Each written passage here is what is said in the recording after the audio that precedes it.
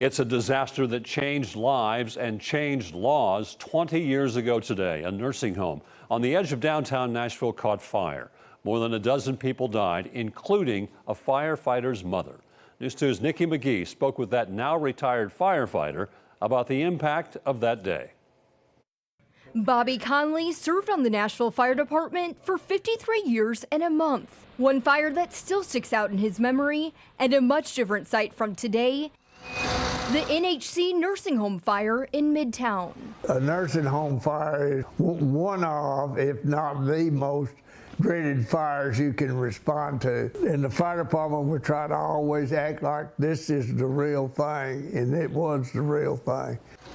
The former district chief wasn't working at the time, but got a call from his sister-in-law. The fire quickly turned personal, his 91-year-old mother, Thelma, inside. And when he looked up towards her room, I could see the black on the brick, on the outside, on the exterior.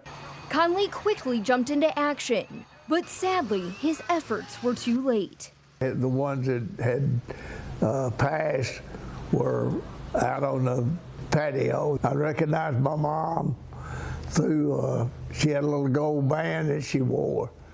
And I found her, and the firefighters gathered around. We had a prayer, and we carried her out of the building. In total, 16 people died from that fire. Although tragic, Conley's mom taught him one life lesson: always stay positive. And I try to think positive about this fire. It's very difficult to, because they should have had sprinklers in it, but now they are required to have it by law. So there's something good that's come out of the fire.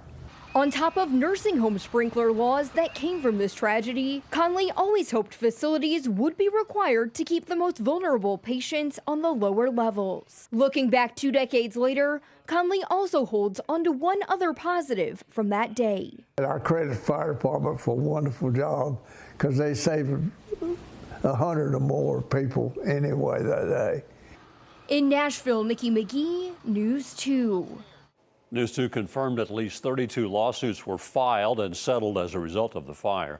Firefighters found an aerosol can near the start of the fire. Investigators sent that can and a hospital bed for testing, but they were never able to release a clear cause for the fire.